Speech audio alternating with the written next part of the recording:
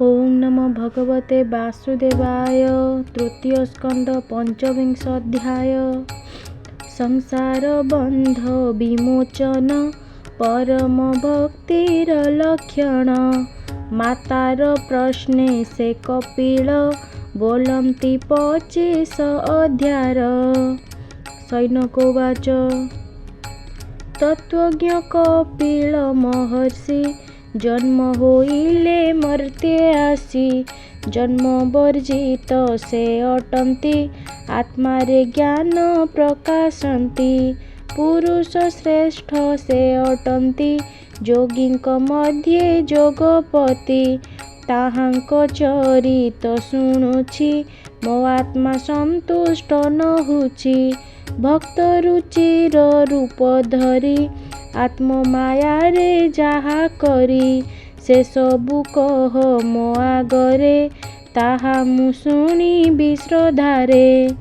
श्रुतोवाच भमुनि पचारिल जाहा विदुर पूछिथिले ताहा। मैत्रेय तांकु कहिथिले एबे कहुछि शुण भले। मैत्रेय उवाच पिता अरण्ये गले जहूँ मातार प्रिय कार्य तहूँ। करिबा पाई जे कपिल रहिले बिंदुसर तीर। तत्वमार्गर पारदर्शी अटंती कपिल महर्षि। निज सुतंकु देवहूति विनय एपरि पूछन्ति।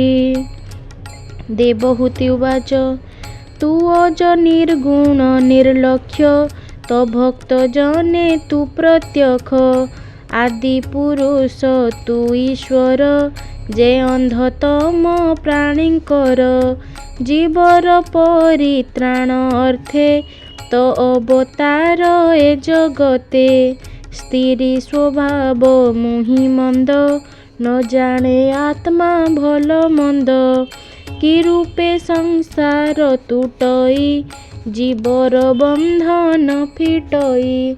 मुझे अज्ञान मूढ़मती स्वभावे अटई जुबती। तू मते ज्ञान चक्षु देई उद्धर दुर्गति खंडाई।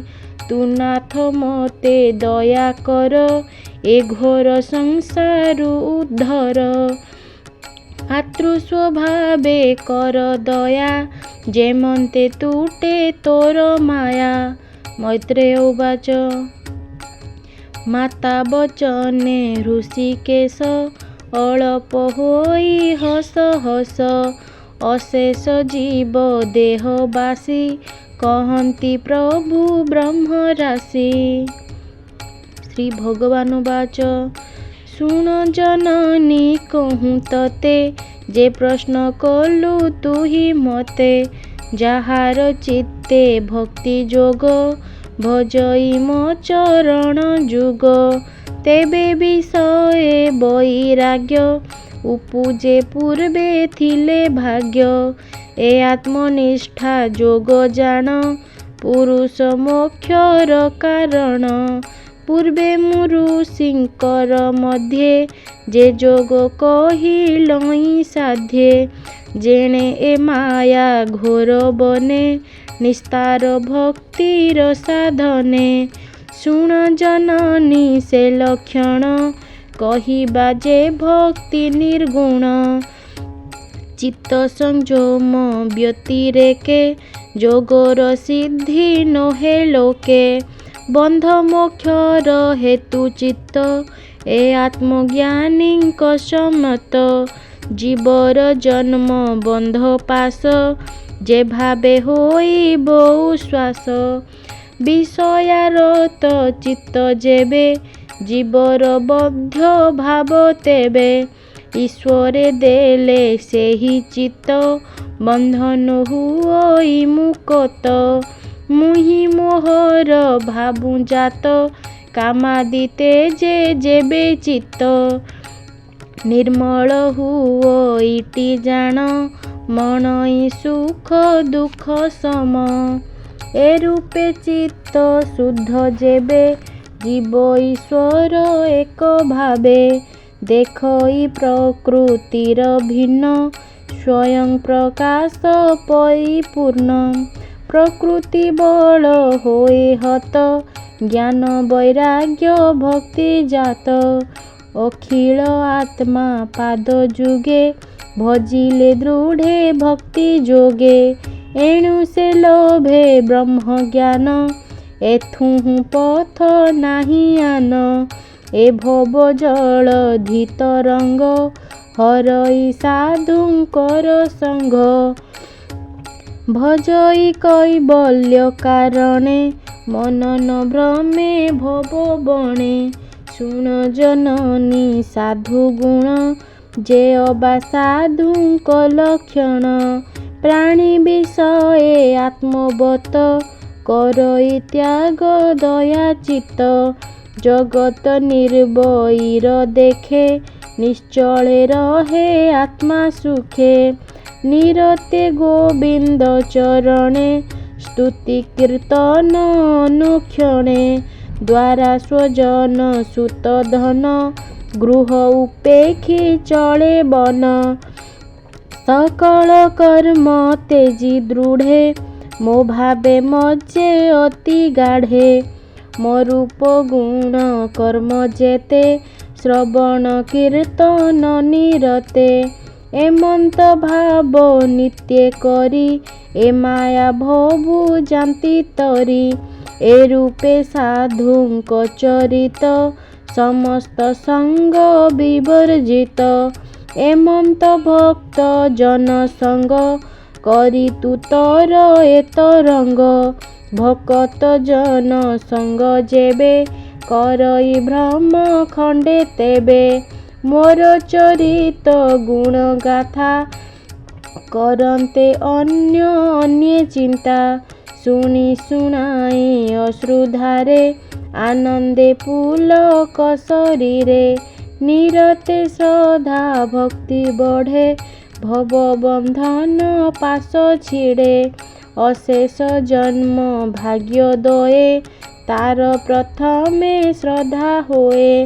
तहु उपजे रति भक्ति मोहर लीला कर्म चिंती। वैराग्य हुई प्रकाश प्रकृति गुण जाई नाश। ज्ञान वैराग्य भक्ति बळे सकल समर्पे मोठरे। तेबे ए देहे मते पाई शुणी जननी मन देई। मना मनाब करी भावे बसी तरिबु भक्ति भावे। भकत संगे नाबे बसी ए सिंधु तरणे साहसी। जेणु भकत प्रिय हरि ता भावे भव सिंधु तरी। एमंते पुत्र वाक्य शुणी आनंदे कदर्म घरणी। आकुले पुत्र पादे पड़ी पुणी पचारे कर जोड़ी। देवहूति उवाच कि रूपे भक्ति जोग जानी भकति कि रूपे प्रमाणी। जे भक्ति बळे अनायसे जीव निर्वाण पदे पसे। जे जोग मुख्य प्रयोजन शुणिले तुम्भर वचन। से जोग केमंत अटई केमंत साधनाता होई। मुस्तिरी अटे मंद बुद्धि दुर्बोध्य जोग दया निधि। एणु मो चित्तरे संशय कह हे प्रभु दयामय। मैत्रेय उवाच हेमंत माता वाक्य शुणी कपिल बेसे चक्रपाणी। कहन्ति जननीर आगे परम ज्ञान सांख्य जोगे। श्री भगवान वाच कहन्ति प्रभु भगवान शुण जननी भक्ति गुण। जेबा इंद्रिय देवगण जार जे स्वाभाविक कर्म। जे धर्म कर्म अछि वेदे ताहा इंद्रिय जेबे साधे। जे वर्णे जे बा धर्म कर्म इंद्रिय करे सेही कर्म से सर्वकर्म जेबे मते देई भजई एक चिते आपणे अकिंचन रूपे ब्रह्मई मायामय कल्पे भकत मध्ये ए प्रधान लभई कैवल्य स्थान जीव बासना बंध हरे न बुड़े संसार सागरे व्याधि जे सने स्थाने स्थाने हरई औषध पाने ए भावे जे करे विचार कैवल्य की बा वस्तु तार नित्य भकत जन मध्ये हरिचरित नाना छंदे निरते करे अनुपान आनंद अश्रु जले स्नान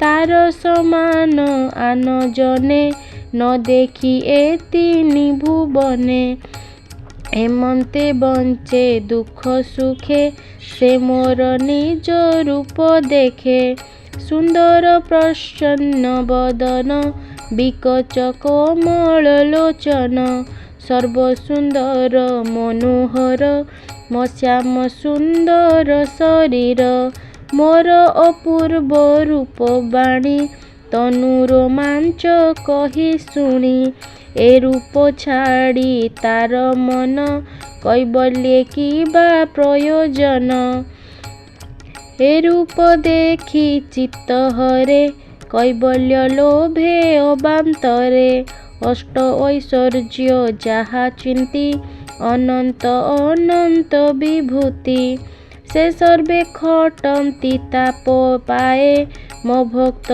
जने दूर नोहे एणु भकत रखे हरि काल न पारे ग्रास करी मु तार प्रिय आत्मा सुत सखा हृद गुरुवत ताहार गुरु देव मुहि जे मते ए भावे भाबई ताहार इष्ट बंधु मुहि जे मते सर्व समर्पई नाही ताइह परलोक न माने आत्मा दुखे सुख एकांत भक्ति बळे मते मन वचने नित्य चिंते सर्वसमर्पी अविरते पसई मोर पाद गते मुईश पुरुष प्रधान मो बिनु जे बा भजे आन ए घोर भय जे संसारे निवारणु होई ताहारे देख मोहर माया गते जंत्रित अछंती समस्ते मो आज्ञा करू थांती नित्य नित्य जंत्रित भय चित्ते देख पवन मोर डरे बहई बाह्य अभ्यंतरे मो भये उदे दिन कर मो डरे वर्षे सुनासिर मो भये जम दंड धरे मृत्यु सकल प्राण हरे मो डरे जे बा जाहा भक्षे अग्निदह अप्रत्यक्षे शशांक दिशई आकाशे प्राणीक मन से आश्वासे एमंते महायोगी जने जंत्रित मोहर वचने सेवंती मोहर चरणे संसार पार इछि मने करंती प्राणी हित नित्ये अनन्य भावे जगते से दया सागर मुरारी माता विषये दया करी जेते कहिले उपदेश सुजन जने एणे रस तृतीय स्कंधे भागवते जीवर परित्राण अर्थे विष्णु चरित सुधारस कहई जगन्नाथ दास सुजने न धरिब दस मुतुंभ दासंकर दास इति श्रीमद्भागवते महापुराणे पारमहंस्यां संहितायां तृतीय स्कंदे कपिलदेवहूति संवादे भक्तियोग कथनं नाम 5विंशोऽध्यायः।